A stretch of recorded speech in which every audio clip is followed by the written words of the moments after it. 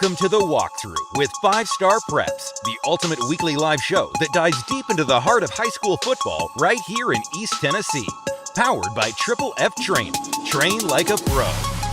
Each week, Jesse Smithey and the 5-Star Prep team takes you beyond the gridiron and into the stories that define Fall Friday nights in the hills of the Great Smoky Mountains. From the thrilling touchdowns to the hard-hitting tackles and the unsung heroes who make every game unforgettable, we've got it all covered. Join Jesse Smithey as he breaks down this week's biggest games, highlights the standout performances, and gives you the most comprehensive high school football coverage in East Tennessee.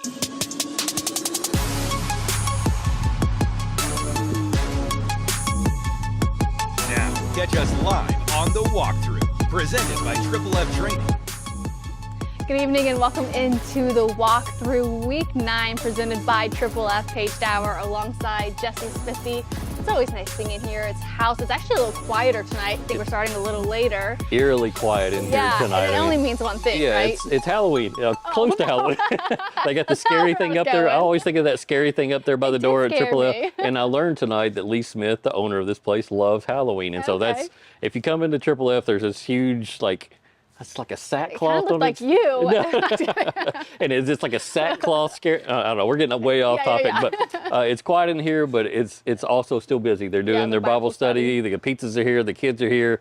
And they're learning, and when we show up and start setting up, they're pushing sleds, they're playing basketball, they're doing everything they need to do. So it's a great place. People don't just train preseason and then play out the year. They're constantly taking care of their bodies, and the people here know exactly what to do for each kid, how to tailor the workouts to those kids, make sure they're maximizing but not overdoing, and that's important. Yeah, and we have a lot of great content coming up in this show, first starting with an interview with the Bearden quarterback and Thru and a couple other interviews to wait for as well. But I want to get to thoughts on last week's games, because despite 150 teams being off, there was still a lot of chaos in last week's game. I think the first one we should talk about is, of course, Brentwood Academy and Catholic. Yeah, so I have separate, angry thoughts on all those buys coming up in week 8 and week 9, but we still got really good football games. BA and Catholic was good for a half. We saw Tyreek King go off for 190 yards in the first half, touchdowns, getting balls down into the red zone for Catholic. Catholic cannot capitalize on those opportunities. Meanwhile, George McIntyre, the Tennessee prospect commitment that we talked about on last week's show, really performed well in that intense spotlight. Josh Heupel was there. There were so many Tennessee players there, fans there. 17-20 throwing the football, 266 yards, 2 touchdowns. So he looked every bit of the part he was supposed to. Throwing the ball on a dime, on the rollout, on the back of the end zone. I mean, really impressed with what he did. Now for Catholic, just it all imploded in the second half. BA came out, chewed up the first 6 minutes of the third quarter clock. Next thing you know, Catholic feels like, okay, we're down 2 scores. Let's try to make something happen. That's when mistakes happen. And through kind of back-to-back interceptions, and it was lights out. So Catholic, really tough 3-game stretch coming up. You're talking about McCallie and Baylor and Lipscomb Academy. So they have their work cut out for them going forward. And kind of compounding on that, they've lost their first 2 region games. They've now lost their last 4 games. You mentioned the tough road ahead. I mean, how do you stay locked in for this season knowing that you've not had success yet in the way that you want to, and it's only going to get tougher? Right. I think this Lipscomb Academy game coming up is key for Catholic in terms of just psyche. It's a game where you look at Lipscomb Academy's schedule and go, okay, they're not the juggernaut that they were under Trent and Dilfer. It's a very winnable game for Catholic. Try to get a win and get some belief going. Now, nobody's going to pick them to beat Baylor. Nobody's going to pick them to beat McCallie. But you know what? Nobody picked them to go to the state semifinals last year either, and they did that. So it's been a year where things went awry for Catholic. Jaden Neal, their all-time leading passer, he's been on the field, off the field, just never fully recovered from that injury. And the departure of Braylon Harmon off to Tennessee, I think, left a gaping hole in the playmaker department for Catholic. So, but again, it's just try to find a way to win that Lipscomb Academy game and see what happens. At this point, the page is well turned, and they are looking into next week. But then let's say on last week, a couple more minutes, really close games, a number of them in 1-point margins. Interestingly enough, a pair of them 15-14 scores. The first one we'll start with was Lanier City and Clinton. And the reason I bring up all these games because basically I lost them all in the picks. Lanier City, Clinton, Oliver Springs, Whitwell, Pigeon Forge, Meigs County. I lost all of those 1-point games. I wasn't going to say anything, but I think the only 1-point game that I won was Union County and Scott. But again, not a lot of games played last week, but we still got some drama, and that's pretty For cool. sure. Because I was really worried about just the overall product that we're going to get on the field this past Friday night. But Lenore City Clinton, that was huge for Lenore City. They won 4 games in a row now. They are tied atop the region with Oak Ridge, and Oak Ridge got some bad news this past Friday. Yep. Our friend Will Presley, who was here and did an interview with us, he got injured in that loss to Farragut, and so we're kind of wondering if or when, if he does return at all this year. I think it might be a collarbone, we'll see, but just a huge blow to Oak Ridge in that game. But for Lenore City, the door is definitely open now for them to possibly get a 1 seed. Yeah. And who would have thought that in Scott Cummings' first year? Yeah, it's pretty awesome too. They've held their last 4 opponents to 14 points in each of those games, which is pretty awesome. Our next one, you mentioned it, Oliver Springs Whitwell. That was an Oliver Springs win, narrowly 29-28. Yeah, I was getting some text updates down there, and their quarterback from Whitwell, 6'4", 6'5", 230-pound kid, broke a long touchdown. It looked like it was game over. Oliver Springs said no, it's not not. yet. Yeah, we're going to throw a 54-yard touchdown pass, and oh, by the way, we're going to go for 2 and win And on get your it, home yeah. and win on your home field. So Oliver Springs, they have wins over South Pittsburgh and Whitwell. Those are 2 programs in Chattanooga that are championship caliber programs. And so now they head into next week's showdown against Coalfield really, really confident. Yeah, so we'll come back to Oliver Springs later in the show as well. Pigeon Forge and Meigs County. Pigeon Forge won 15-14. Yeah, just an absolutely huge win for Pigeon Forge. They were so excited, and we've talked about Meigs County and their quarterback, Tough Ricker, and how good of a football player he is. And again, nobody was saying Pigeon Forge is going to be what they are this year. We talked about them at the midpoint of the season, one of our surprise teams, and they're continuing that into the second half, and that's what Scott Meadows, the head coach there, this is his last year, he's retiring. Yeah. Could we might be seeing a little storybook Cinderella story going on here with Pigeon Forge? That way. We'll keep our eye on it. Our other one is Union County Scott. Union County won 30-29. Yeah, just again, another 1-point game. Union County down on its luck this year, and that was a game that could have gone either way, and not just because of the final score, but just given what those 2 teams are this year. And so congratulations to Union County on winning that. That means the world up there to win. Yeah, absolutely. A surprise win as well. Bearden getting a solid and much needed win. They defeated Cleveland 38-19.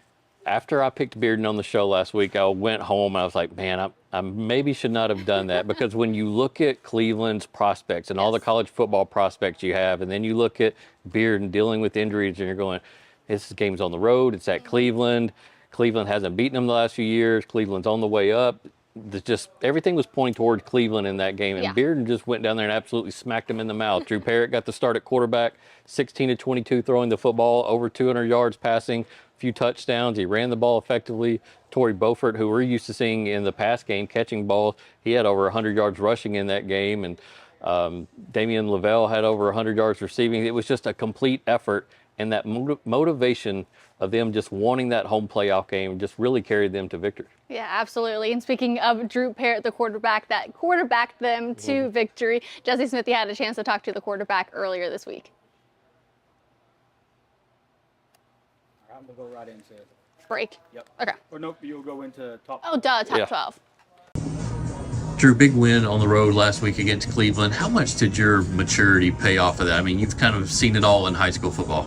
Yeah, I've played multiple positions so far. I've caught touchdowns, ran touchdowns, but, my experience at quarterback probably helped us a little bit this week. Historically knowing what Cleveland's defense does, they play a lot of man-to-man, and I knew what to do against them, knew a lot of the answers to their defense. So experience definitely helped a lot. Knowing who to get the ball to, what my matchups were, watching a lot of film helped a lot. And I was trying to decide who I might want to pick in that game. You could see all the prospects that Cleveland had, but one of the things I mentioned is just how motivated y'all would be to get a home playoff game. Yeah. Was that the message last week, or just what was y'all's motivation going in that game? Definitely a home playoff game was a big part of our motivation, but really just to stay, really just to go one loss in the region this year. Obviously Maryville's a really good team, but I feel like one of our goals this year was to get a home playoff game, make a deep run in the playoffs, and keep the ball rolling from there. What is key, like you kind of mentioned it there before, Bearden kind of going forward, you got Oak Ridge this coming week, not a region game, but some big games coming up to kind of finish out the right way. We got to stay consistent in practice, got to stay consistent in games, can't miss assignments from now on. I feel like now since we're later into the season, we've got to make consistency key, and can't have bad practices, can't miss tackles, can't miss blocks, stuff like that. Yeah, great interview with Thru Parrott there. That win also propelled them in this week's power rankings from the bottom of the barrel to number 8. Yeah, they were right there on the cusp at number 12, Yeah. kind of reeling after that loss to Maryville. Now they jump up 4 spots, and Yeah. you're going, okay, Bearden might be fixed now. So they're now number 8. Huge jump in this week's 5-Star Preps power rankings. Everything else pretty much in this rankings is pretty much the same, but it's the bottom that is quite interesting. You look at Loudon at, I think, the 11th spot. This is their first time in here. So Right. What did you see from them last week that put them in, took others out? Yeah, so again, another team that's just been right there on the precipice of Yes. getting into the top 12. They're undefeated this year, and they're playing great offense. They're playing lights out on defense. Many teams are struggling to score against Loudon. I think they're only allowing like 6.9 points per game. So an unbelievable defensive effort for Loudon this year, and just felt like at this point in week 9, they deserve some respect. So Oak Ridge had to come out. The loss to Farragut was just inexplicable. Didn't see that one coming. And then Catholic drops out there, I think 3 and 4 now. Yeah, and what's interesting too, I know we say 6.9, which is obviously less than a touchdown, but sometimes those averages don't always really show you what's going on. Their last 3 games, they've not given up a touchdown. Yeah, and some of those games that they did give up touchdowns, maybe it was deep in the 4th quarter when some backup guys were in there. So it just hats off to Loudon. They deserve to be in there this week. Yeah. Rounding out the group at number 12 is Oliver Springs, who, of course, we mentioned in our Week 8 thoughts, has absolutely dominated their way, especially through region play, now earning that 12th spot. Yeah, I just, again, so impressed by the win on the road at Whitwell, a team that's so highly thought of and has such a great quarterback, and to do that takes a really special group, and they're showing that. Yeah, absolutely. Well, we'll be right back. When we come back, we'll have a really nice video from the Carnes football team. You'll want to stay here and catch that when we come back.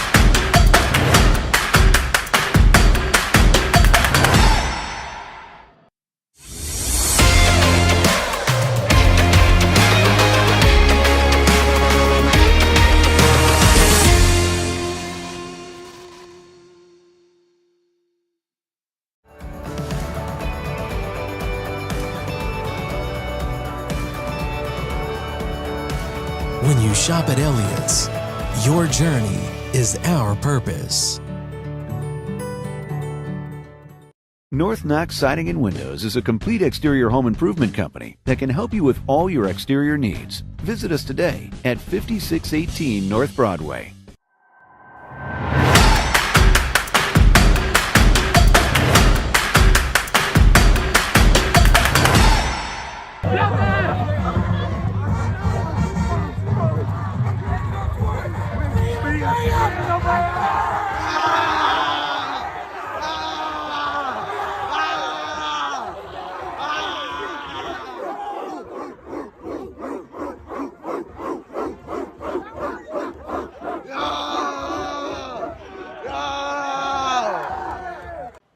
Yeah, so that was really just an incredible moment seeing Coach Lee Warren getting the Gatorade bath after a solid win that truly really secures them a spot in the playoffs. Right, yeah, because Campbell County's not a team that you celebrate beating with Gatorade bath, given what happened with Campbell County this year and their struggles. But as you mentioned, it's a meaningful moment for Carnes, pretty much assuring them a spot in the postseason.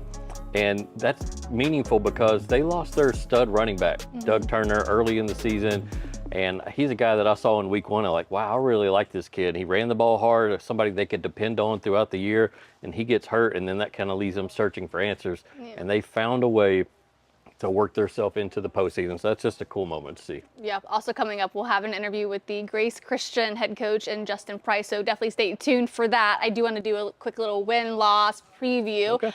A redemption moment for you, mind you, because of last week. We'll start with Oak Ridge and Bearden. It kind of seems maybe two teams that are trending in opposite directions, but might be meeting at just the perfect time where they're about even. Yeah, I want to see what Oak Ridge does without their star wide receiver. And in the second half last week against Farragut, they didn't have many answers for that. They weren't really running the ball all that effectively.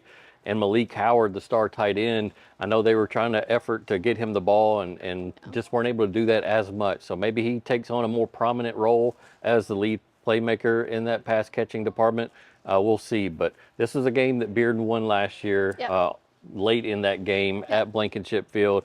I just feel like with that win over Cleveland, even though this is not a region game for either team, that Bearden has that feel good, has that belief going, and that matters at this time of the year. I like Bearden to win this football game. Yeah, I think that's a good pick there. I'll check mark that for us so we can go back next week. Okay. Our next one is Powell and Central. Central, it's 2015 all time in their favor, but Powell, they won the last two meetings. Yeah, and then a lot of teams coming off of bye weeks last week. I think Powell's one of those teams. So just, again, you got a championship caliber staff and head coach in Matt Lowe that you're giving ample time to prepare for a Central team. Powell will be ready for that football game, and Powell's one of these teams in 5A that has a really legitimate chance to get to Chattanooga. Now, 5A is kind of completely wide open. There's just so many contenders, and I think Sevier County might have a say in things, and West will have a say in things. But Powell right now has got to be at the lead of the pack when you talk about 5A contenders. This next stretch is absolutely critical for them that they go into the postseason just like they have played the last 5 weeks. Yeah, so you're going to take Powell? I'm going to take Powell in this game. You're going to take Powell in this game. Our next one is AC and West. So West has won the last 4 meetings, but they took a break after the 2013 season. They won in 2023, so rivalry maybe trying to be renewed. Yeah. Renewed? Yes. Renewed. That didn't sound right, but we'll roll with it. Yeah, this is a tough one. It was a tough game last year. Anderson County had its chances, and I think it kind of kicked itself a little bit, knowing that it had an opportunity to last year defeat it was a wonky game. defeat a defending champion and a team that went on to win another state championship. So Anderson County, I think, offensively is in a much better space than West is. So I like that going into this game. I feel like they have enough playmakers to have answers for West's defense approach, and it's going to be hard. West is going to make it difficult for them defensively. I think we can all agree on that. I just feel like Anderson County might have the edge in this game this year. Yeah. It's going to be a fun game. Is that the Thursday night game this week? Is it? Couldn't tell you. Yeah, okay. But I mean, either way, it's a massive matchup between two high quality programs, Anderson County in 4A, West in 5A. And who knows? We talked about it last week. West needs that light bulb moment again. It came in this game last year. Maybe it happens again, but I'll take Anderson County to win it. All right, our next one is Cleveland at Maryville. This one we've talked about a couple of times, especially our last show with it being kind of those playoff seeding implications. Yeah, and Maryville's going to come into this game extremely motivated to capitalize on this opportunity to be a 1 seed. That did not happen for them last year. That was an atypical year for Maryville. They're not used to having to go on the road or struggle to lock down a playoff seeding late in the year. Now they have an opportunity to be Maryville again, kind of put their foot on their throat and really finish the deal. So Cleveland going to be reeling a little bit. They need to get this upset win, to kind of get back into the mix for a top seed. But I just like Maryville too much in this game. Yeah, it'll be an interesting one. Of course, Maryville won 34-7 a year ago, but the coaches, they're 1-1 right now. So it could be interesting the way this goes. Yeah. Another great game that might be flying under the radar for some is, of course, Grace Christian and Webb. Yeah, this is the one that I've been flip-flopping on all week long and all weekend long about who I'm going to take in this game. You have Webb, who I was really big on coming into the year, was not big yet on Grace Christian, really wanted to wait and see approach. Yeah. But then Webb lost its first 2 games. You had Gregory Tate go down with injury, and just some different things happened here and there with the quarterback position. It all kind of came unraveled a little bit for Webb early on. Meanwhile, Grace Christian, it's just been catching lightning in a bottle. It's just everything's kind of gone their way. A lot of fun to watch on offense, stars everywhere. We'll talk with Justin Price about that in a minute, but Webb has gotten better, and that's made this game more meaningful, impactful in region seeding. But I like the home field advantage that I saw at Grace Christian when I went out to their game against CAK. It's going to be even more electric, more raucous in that game coming up this Friday night. So give me the Grace Christian Rams. Okay. Webb's going to make it difficult. Shavar Young needs to get the ball as much as possible for them and to keep them close. But I like Grace Christian to win this football game. What I really liked about it too is, of course, Webb won a year ago, 42-9, but Grace Christian, they're averaging over 44 points a game this season. So they've got an offense to match. They do, and they have a really good defense. And we'll talk with Justin Price about that, about Nick Crading coming in, helping out the defensive staff. And so it just seemed like they have some pieces in place on the field and with the coaching staff to really make it a special season. Yeah, absolutely. So we've teased it enough. Let's get to the interview with Jesse Smithey and Justin Price. All right, Justin, welcome into the walkthrough. Your first appearance here in Triple F. What do you think of the place? Man, it's a beautiful place, and here's my first time in here. It's nice. Yeah, so we loved having them as our host for the show, and excited to have you tonight on the program. And obviously, big game coming up with Webb. We'll get to that in a minute, but let's talk about Grace Christian football on the whole. I mean, undefeated start. I'm sure when you took over this, you weren't thinking, man, we could be 7-0 going in this game. What were your short-term goals when you took over this program? Well, I think when you take over a program, first you're so focused on instilling your DNA, like what's your core value. So you kind of focus on a lot of those areas that you think, that's going to last you long term. Obviously you want to work on scheme and building your toughness and physicality, but I think instilling that culture that you're trying to create is kind of your priority. Obviously you want to go in and win every game, but obviously to have the start that we have is pretty special, and I don't think it's something we predicted when we took the job. One of the things we've discussed in previous episodes of the show was Weston Edmondson at quarterback. His natural IQ, his smarts, and his football smarts. For high school kids to come in, new coach, new lingo, new jargon, just new way of doing things, seeing things offensively. How impressed have you been by him in terms of kind of flushing the old stuff and taking on new?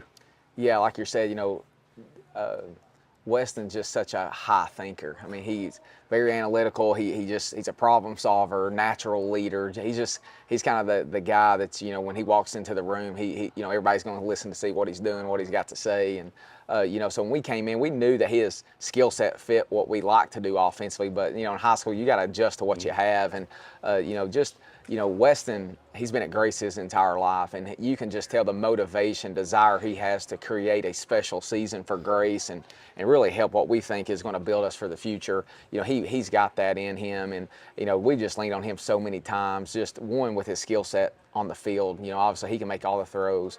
He's throwing on time. He's built a great rapport with all the receivers. But it's really off the field what you see, the way he's bought into what we wanted to do, and just the energy he brings and the passion he has for Grace, and it's just spreading all through our program. Is he still rocking his mustache right now? Yeah, he's still got it. It looks good. Might be a little magic in there. Terrion Thomas is a guy that it seems like every week it's 2 touchdowns rushing or 2 touchdowns receiving. His versatility within your offense, how excited does that make you guys as play callers? Yeah, when we got there, we knew T was going to be a really good player, but to see him live in action, it's impressive to see. If you've not seen him in person, you got to see it. I mean, his ability to stop and go and his vision when he gets in the second and third level is incredible. And I think that you see that when he gets the football, whether it's we hand it to him or throw it to him. I mean, he's literally got the ability to score every time he touches the football. And so we try to get him the ball as many times as we can in the game. But also he kind of dictates. Sometimes the defense try to take him away, but with his versatility, we can kind of move him around so much. So we're still being able to get him the football. I mean, he's, one of the leading receivers in the area and one of the leading the rushers. And, that just shows what type of skill set he has. A couple of minutes ago, you mentioned your wide receiver. And when I went to your CAK game, it felt like there were 2, 3, 4, 5 different guys catching meaningful passes in that game.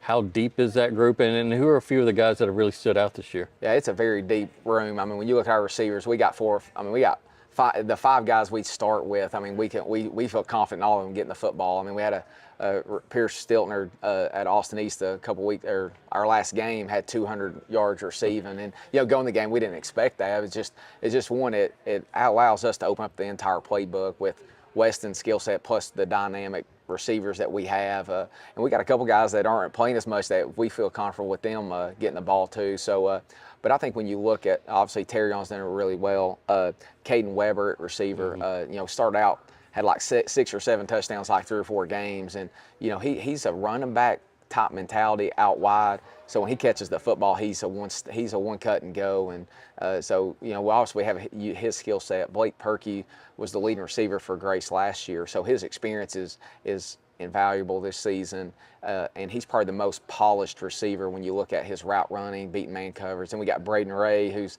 a 6'3", 200-pound guy. So you create a mismatch over there if you single up on him. And so I don't know, when you look at that whole room and you put their skill set together, they complement one another. And so our job is, calling plays is just try to find out how do we get those guys the ball and where they're comfortable at. I think one of the aspects of your football program that many people forget about is you look at what Central High School did in 2018 and 2019. Nick Craney was a defensive coordinator there when they won championships. He's a part of y'all's defensive staff, working alongside of your brother. What have you seen out of that group?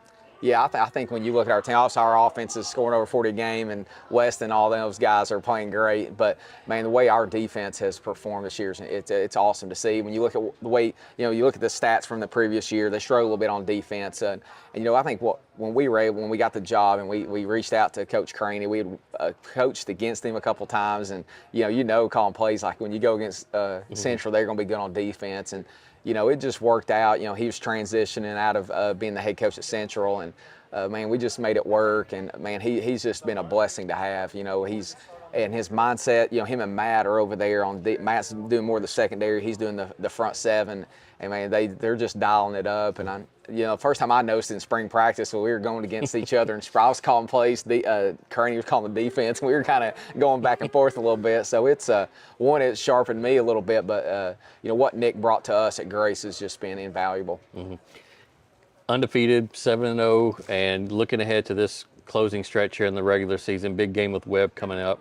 How do you get those guys to not get overexcited, kind of take care of the task at hand? This is a big game coming up this week. Yeah, we talk with our kids. One, they've earned this platform that we're going to have Friday. I think it's good for our program. It's good for our school. It's really good for East Tennessee high school football when we have games like this. And I think the key is it's all about the process of preparation.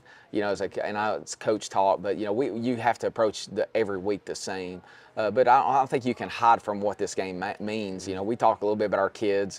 We're playing Webb. Obviously, they're historically just a phenomenal program. We know they got great players. They got great coaches. But to just stay with what we can do, focus on how we can be the best version of ourselves this Friday. And our kids have continued to do that and not get caught up in too much of the hype. I want them to enjoy the rankings a little bit and the stats, but because it's high school football and these kids need to, they like to see our name and Grace and the players get that recognition. But at the same time, it's keeping the chemistry of our program as strong as we can. And a lot of that you just have to take the outside noise away and focus on what we can do to keep getting better. Well, Justin, man, appreciate you coming Thanks, down Jesse. I and appreciate it, man. joining us on the show. And I'm going to be out there Friday night. I'm already looking forward to that game. And so don't you guys go anywhere. When we come back, more to talk about with Week 9 right here on the walkthrough.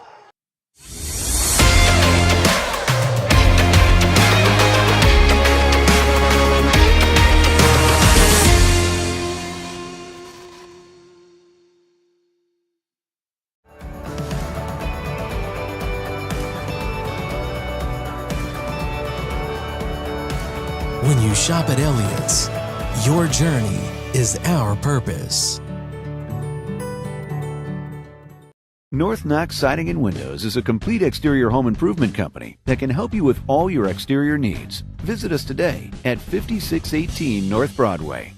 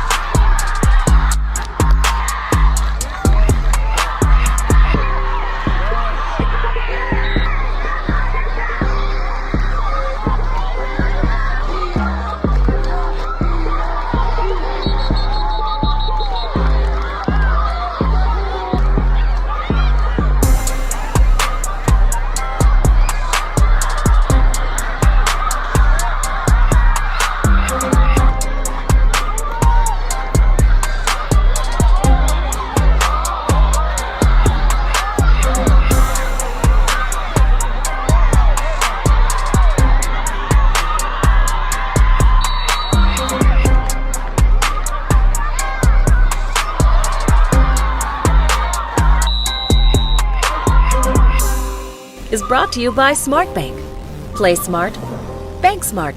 SmartBank. For more information, visit smartbank.com. Well, welcome back. Of course, those were some highlights from the Rockwood and Harriman game that I hope you guys were enjoying. I know that was a game you were looking forward to a week ago, the state's oldest rivalry.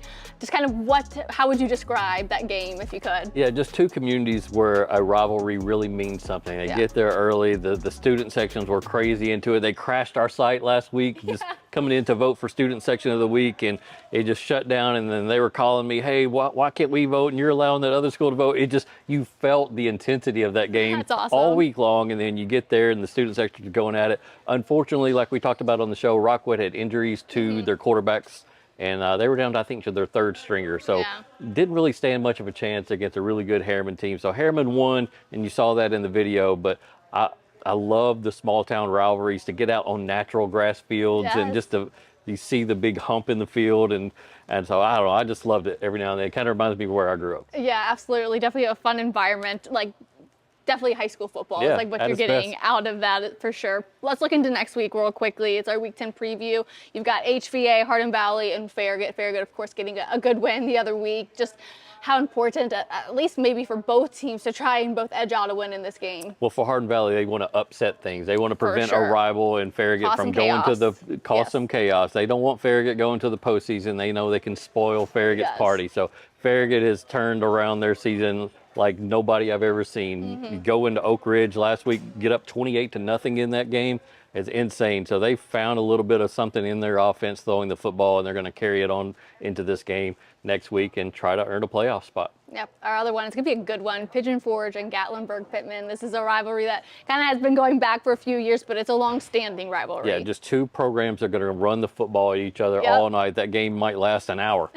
It's just going to be running clock all night long of what they like to do offensively. But again, Pigeon Forge having a phenomenal year for Scott Meadows in his final season. Gatlinburg-Pittman getting healthier at the running back spot. So we talked about rivalry with Rockwood and Harriman. It's going to be that way with Pigeon Forge and GP. Yeah, especially with the way Pigeon Forge is playing, it could be similar to 2021 when they got a nice 17-14 win. Could be. It'll over be tight. GP. We'll see how that one goes. Our other one we want to preview is, of course, Anderson County and Gibbs. This one obviously has been an Anderson County favorite for a long time. I know Gibbs is on the up and up, 7-0 for the first time in program history. But do you think this is a wash? It goes Anderson County's way, or does Gibbs do something? Well, I'm not going to underestimate Gibbs because they've been proving people wrong all year. And we've talked about how that program continually gets better each and every year, climbs the ladder a little bit more, and now here they are. And they want to be in this position where they can challenge the Anderson Counties, the Fultons of the world, to be a 1 seed out of that region. So this is going to be a monumental game for both programs next week. Yeah, a good one coming up as well, as you pick very good games to preview, is Coalfield and Oliver Springs. Of course, Oliver Springs in your top 12 this week, but Coalfield known to give teams issues. I feel like sending the whole fleet of 5-Star Preps reporters, photographers, videographers, all out for this game. It's been talked about all summer long, all preseason, all early parts of the season, and as both teams continue to win and knock off big-time opponents, this game has gotten even bigger, and I can't wait for it. And last year we got 2 editions of it, one in the regular season, one in the playoffs, so I think both teams know that not to put all their eggs in that basket, but there's so much hype around this Coalfield Oliver Springs game. I cannot wait for it. Yeah, it'll be an exciting one for sure. Our last one to round out the group is Alcoa and Maryville, which what I hear, through the grapevine is you win this one, who cares what else happens? Yeah, I mean, and for Alcoa, they were supposed to win that game a year ago. Yeah. Maryville's down, and you know what? They didn't. And so maybe they're out for a little bit of revenge, but Maryville is Maryville again. Yeah. So I'm used to this game being week 2, week 4, sometimes week 1. Early in the season. Here late in the season, Alcoa hasn't been playing that much. They're going to play 2 games next week, actually. Monday against Making Union one up? County, Okay. making one up, and then Friday against Maryville. So we'll see how that comes into play. But it's the Battle of Pistol Creek. You're talking about state championships on state championships between those 2 programs. It's one of the best rivalries in the state. Yeah, it'll be interesting too, because you look back to the 2022 game that Maryville lost, it was at home. So it almost kind of wanting that revenge back at home for themselves this season. And we've talked about their want for revenge this year, Yeah. so they'll It's derive very motivation clear from that somewhere. is their motto this season. Well, we appreciate all of you watching. If you missed any of our great interviews from Justin Price or Drew Parrott, we have this episode tonight pinned on all of our social media pages for you guys to go back and enjoy. But thank you all so much for watching. Don't forget to subscribe to 5starpreps.com for all the latest on the high school sports. We'll talk to you guys next week. Welcome to the walkthrough with 5-Star Preps, the ultimate weekly live show that dives deep into the heart of high school football right here in East Tennessee. Powered by Triple F Training. Train like a pro. Each week, Jesse Smithey and the 5-Star Prep team takes you beyond the gridiron and into the stories that define Fall Friday nights in the hills of the Great Smoky Mountains. From the thrilling touchdowns to the hard-hitting tackles and the unsung heroes who make every game unforgettable, we've got it all covered. Join Jesse Smithey as he breaks down this week's biggest games, highlights the standout performances, and gives you the most comprehensive high school football coverage in East Tennessee.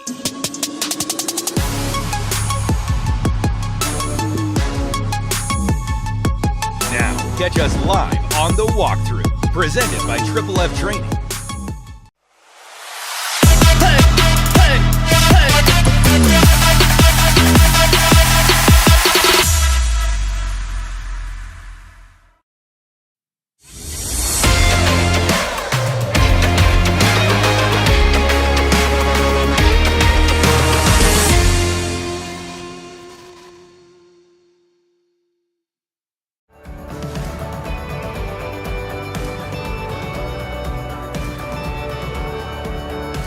When you shop at Elliott's, your journey is our purpose.